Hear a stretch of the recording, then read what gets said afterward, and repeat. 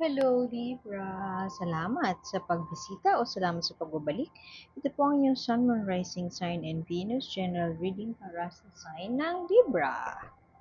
Kunin niyo lang po kung ano ang nakarelate kayo at itapon niyo ang hindi. Kung hindi nakarelate, okay lang yan. Dahil marami pang tarot readers out there. At marami pang beses akong mag-upload. So, subscribe lamang po para maabutan niyo ang pag-upload ng next na reading. Or follow sa Facebook. Yan ang inyong core energy, Libra. Ano ang ating ipupursue? Very fierce ang energy mo. Ang core energy mo this month, Libra. Meron ka sigurong isang bagay na iniisip na gustong gawin, work man ito o love situation. Kung romantic situation, maaaring ikaw ay magpo-propose na o ikaw ay poproposean. Pero mukhang ikaw yung gagawa ng action ni Libra. Pwede din naman na ikaw ay makipaghiwalay. Out of ano siya, masyadong passionate and fierce ang energy na ito. At you run the risk of gawin lang siya dahil gusto mo na siyang para lang matapos na. Gusto mo lang siyang you wanna get it over with. Ganon ang energy na yan. At parang may pagmamadali, pagpapadalos-dalos. Ingat ka sa energy ng pagdadalos-dalos kasi parang tumabi kayo sa dinadaanan ko, gagawin ko to. Bahala na kung anong sabihin nyo, wala akong pakialam sa sasabihin nyo. Yan ang core energy ni Libra this month. Mukhang, lalagay ko lang doon ha, kasi i-explore natin yung narrative na yon, yung energy na yon. Mukhang malakas ang loob ni Libra this month. Tatabi ko lang doon, hindi nyo makikita yung full full card sa frame. Okay lang yan kasi nasabi ko na yung core energy. Susuway. Pwede mong tingnan, yung ibang tao siguro ang tingin doon magpapasaway si Libra. Pero it's more of, i-challenge mo lang yung status quo. I-challenge mo yung mga sitwasyon, yung traditional na situation, traditional way of doing things. Nasa progresibong pag-iisip this month's Libra. Pero ingat ka na yung progresibo man ang iyong naiisip, you run the risk of parang hindi pinag-isipang mabuti. Mabilis ang pangyayari kay Libra, mabilis ang pagkilos. Ikaw ay parang mag-aalsa. Mag-aalsa sa isang grupo against a group. Merong isang grupo kasi, maaaring workmates mo ito na very traditional ang pag-iisip nila. Or groupthink. Kung narinig nyo, merong sa communication, merong theory na ang tawag ay groupthink. Ang groupthink ay, alam mo yung isa-isang institusyon, sa isang organisasyon, sa isang kumpanya, iisang grupo lang yung pare-pares na mag-isip. At dahil pare-pares na sila mag-isip, nakakalimutan na nila yung other end of the spectrum, yung other side of the story. Kaya para makonquer o maiwaksi ang groupthink, yung pare-pares na lang mag-isip, parang yung sistema pare-pares na lang to a point na parang bulok na kasi hindi na siya progresibo. Para masolusyonan yun, kailangan ng devil's advocate. Ang devil's advocate, siya yung tao na kontrabulate, kumbaga kontrabulate pero nakatutulong yung perspektibo na may kontra kasi otherwise, pare-parehas na lang ng sitwasyon o pare-parehas na lang ng rules na gagawin ng kumpanya. So kung ito ay work-related situation, there's this group na parang traditional sila by the book. And ikaw, Libra, very progressive ang iyong pananaw, pwedeng agresibo, at ikaw ay gagawa ng action o pwedeng i-contemplate mo, paplanuhin mo this month kung paano i-execute yung grand plan mo na yon. Ingat ka na yun nga, hindi ka makikinig kasi yung core energy mo, yung kanina nga, King of Wands, my way or the highway. Tumabi kayo sa dadaanan ko, wala akong pakialam kung anong sasabihin nyo. So, make sure na devil's advocate ka pero not too overconfident. So, there's a new parang breakthrough moment may breakthrough moment si Libra this month. O, tingnan mo, lumabas pa, double energy, King of Wands. Parehas yan na King of Wands, magkaiba lang ng deck. Itong deck na to, clarification or exploration, ay Yokai Tarot deck.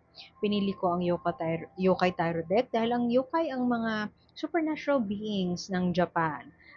Today is November at maganda, very appropriate na yan ang gamitin nating deck. Kung gusto nyong magamit ang deck na yan or to learn tarot, tingnan nyo lang yung Learn Tarot using that deck. Yung link to that deck is in the description box below. So, King of Wands. King of Wands. My way or the highway. Wala akong pakialam. Hindi ako careful sa sasabihin ko. Gusto ko lang sirain yung sirain yung grupo na parang masyadong conservative, ganyan. Ingat ka na hindi ka makikinig dun sa superiors mo o merong opinion na isa-silence mo para lang maisakatuparan kung ano yung gusto mo mangyari. Nice!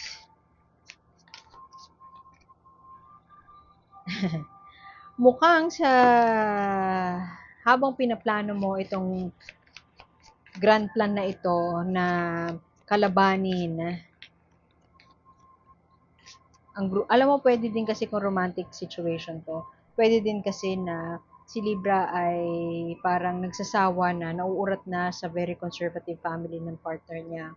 At gusto niya, ayaw niya yung partner niya na pwedeng papakasalan mo na, ayaw niya na matenga na lang o maiwan na lang doon sa backward na pag-iisip ng family ng partner mo. So, pwede na mahal mo yung family niya, pero ayaw mo naman na mamuhay sa ganong mindset lamang ang iyong partner mo. So, gagawa ka na ng aksyon o gagawa ka na ng paraan para iwaksi ito o para makalaya na doon yung partner mo. It's a very breakthrough moment, pero ingat ka nga na magpapadalos-dalos ka. It's a good time be alive, siguro para kay Libra, kasi may awakening eh. Parang period of parang realization na parang I'm in the wrong place, o pwede din naman na I've been parang masyado na akong na lilimitahan ng grupo na nakapalibot sa akin. I should have a plan at itong plan na to, you run the risk of mawalan ng tulog. Tingnan mo siya, umulto na nga siya, tapos ano pa, may eye bags pa siya. So, para siyang nawawalan ka na ng tulog, kakaplano dun sa bagay na, dun sa grand scheme of things o dun sa grand plan mo. Pero ang maganda nun, itong grupo na to, regardless of, yung magkakaiba lang kayo ng pananaw, pero mahal mo sila at sila ang nagbibigay sa iyo ng emotional satisfaction. So, pwede din naman na iyon ay, alam mo yung love is never enough. Hindi enough na mahal ko sila and I care for them.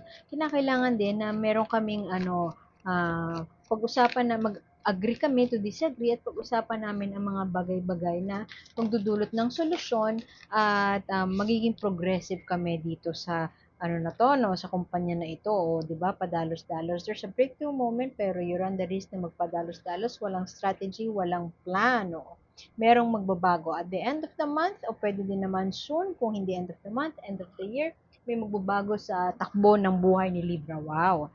Um, Magbabago in a sense na dahil malakas ang loob mo and confident ka to do this breakthrough moment, mabilis ang mga pangyayari, plaplanuhin mong maigi, may pangamba, may takot, pero alam mo na kinakailangan ng gawin to para magkaroon ng pagbabago. At magtatagumpay ka kung ang intention mo ay pagbabago sa buhay mo o pagbabago sa paligid mo, magtatagumpay ka doon. Pwede din naman na Scorpio, pwedeng boss mo yan o yan yung partner mo, Scorpio energy. Scorpio energy din ang nagaharing enerhiya sa buwan na ito dahil Nobyembre. You are on the road towards your emotional fulfillment na nandun pa rin naman yung grupo na yan o nandun pa rin naman yung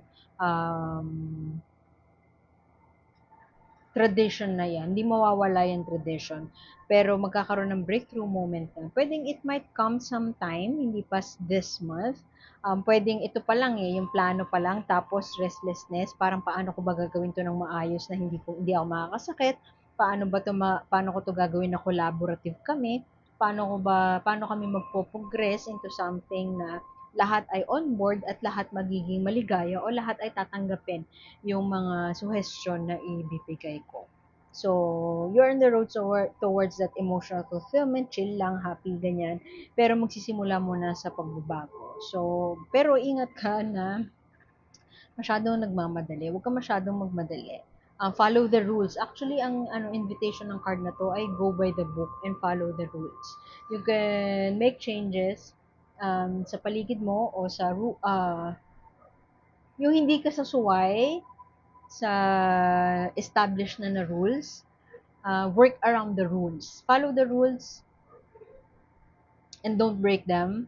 Just work around them. So, think of that strategy, paano mag-work around sa existing na rules. Pwedeng yun yung message kasi ng card na yan. Malakas yung card na yan kasi maaaring for the longest time siya ang nag-i-impluensya sa mga decision mo in life. Pero ngayon, this November, siguro may isip ng ibang mga Libra na maisip ng iba sa inyo na parang nakakapagod na to, nakakaurat na, parang akin na, hold my beer and I'll do it. Parang ako na gagawa niyan. Very action-oriented si Libra ngayon. Yun nga lang ang dalawang beses mo nakuha yung King of Wands. So, ikaw ang king, ikaw ang batas, ikaw ang na may power, ikaw ang fierce, ikaw ang passionate. Yun nga lang, reverse mo nakuha. So, pwedeng step back ng konti at pag-isipan mo, pwede kasing fierceness lang yan o consult with your friends and makinig ka kasi tingnan mo, page of wands pa reverse. So, merong naivety o parang you're just a kiddo trying to make changes, trying to push for change, pero medyo hindi mo na pag-iisipan yung consequences nung parang alam mo, sugod, parang ikaw si Andres Bonifacio hindi kasi Rizal na, well, bayani din si Andres Bonifacio, pero pipiliin mo ay dahas, pipiliin mo ay violence, pipiliin mo ay yung may masasaktan. Instead of gagamitin ng utak, libra ka, matalino ka, gagamitin ng utak para may sa katuparan itong breakthrough moment na to. Pero kung ano man ang pipiliin mo, syempre may free will tayo. Gamitin natin ang free will. May free will tayo kung ano man ang piliin mo na gawin this month. It seems like magtatagumpay ka pa rin para mag-instill ng changes around your situation. Mag-instill ng changes around the group at yun. Sisimula, magsisimula nga lang nga sa your resistance. Actually, pwede din naman, ang timeline is, parang nahanap mo na yung ano mo, no, love of your life, kung romantic, o kaya nahanap mo na yung pangarap mo or love mo na trabaho. Pero, ang trade-off nun is, somewhere down the road, um, let's say end of November or December, parang mas maganda na ganito ang i-execute natin. Mas maganda na ganito gawin natin. Kung love, pwedeng mas maganda kung magpakasal na tayo. Pero magdudulot yun sa'yo ng parang pwedeng lack of sleep o kaya restlessness, pwedeng anxiety. Pero you will shoulder on and laban ka. Maganda itong ano na to, itong vertical na ito kasi lalaban siya o pasugod na siya kahit baboy lang or mabagal ang takbo. Mabilis ang kanyang damdamin, bugso ng damdamin, pero mabagal yung totoong sinasakyan niya kasi baboy lang yung sinasakyan niya, look ko. Oh, it's a piggyback ride. Pwede din naman na yun, magpipiggyback ka sa idea ng ibang tao, so you might want to collaborate or listen to others, listen to your colleagues, or listen to other members of the family para magawa mo yung breakthrough moment na yan. You run the risk of magmadali magpadalos-dalos. King of Wands pa ulit to. Dalawang beses mo nakuha ang King of Wands. Sobrang lakas, sobrang fierce ng energy ni Libra. At itong fierceness na ito ang siyang magdudulot sa'yo ng pagbabago. Pagbabago, pwedeng sa status mo, pwedeng mapopromote ka, pwede din naman na sistema ay papalitan. Culture, you will make some cultural differences o parang oh, cultural o kaya parang influential. Magiging influential ito mga action na gagawin mo. Pag-isipan mo lang na mabuti, mukha naman magtatagumpay ka. Tingnan mo, ang affirmation pa sa'yo ni Universe, this is an oracle card. Wisdom of the wild things. Bravely go. Wala ka mang resources ngayon, gawin mo lang yung best mo para mag-continue. Siguro ano mo na lang, planuhin mo na lang mabuti yung timing kasi nga sabi ko wag mong padalos-dalos, 'di ba? So siguro plano-planong konti tapos tsaka ka sumugod, pero wag naman kinabukasan kasi it's an affirmation na you are on the right path. Kung ano man yung gusto mong isulong, masusulong mo successfully. Basta find your mga kakampi And ito ba, pag halimbawa aalis ng madaling araw, sasabihin sa'yo ng mga lolo-lola mo, magdala ka ng stick kasi pamalo mo baka habulin ka ng aso. So, alam naman natin na ang stick ay hindi makakatulong sa'yo sa sitwasyon mo ngayon na pagdudulot ng pagbabago sa kung nasaan ka man, sa kumpanya, sa relationship. Pero yung tapang mo na yan, ang siyang magdadala sa'yo sa tagumpay. So, this is an affirmation na just go for it, push for it, and huwag kang matakot. So, dalin mo kung ano man yung kakampi na tingin mong makakatulong sa'yo along the journey. And yun nga, paalaala mula sa King of Wands na reversed, wag naman agad-agad. Medyo mag-strategize ka muna and mag-collaborate sa mga tao, makipag-usap at makinig kasi make or break siya. Pwede maging successful ka pero pwede din maging failure siya. Depende sa timing. Feeling ko sa timing to eh. Kasi go daw eh, sabi ng oracle. Go for it. Pero dalawa ang King of Wands mo. Masyadong malakas yun. King of Wands in reverse. Masyadong mapusok. Masyadong passionate na hindi na pinag-iisipan ng mabuti kung ano yung um, hindi pinaplano ng mabuti. So, wag naman my way or the highway.